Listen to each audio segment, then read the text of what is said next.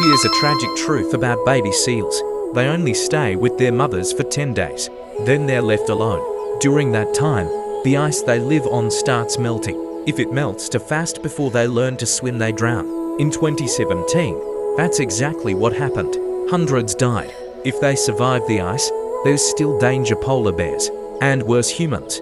Before they're even 12 weeks old, many are beaten to death for their fur. They don't run, they don't fight, they just trust, and that's what kills them.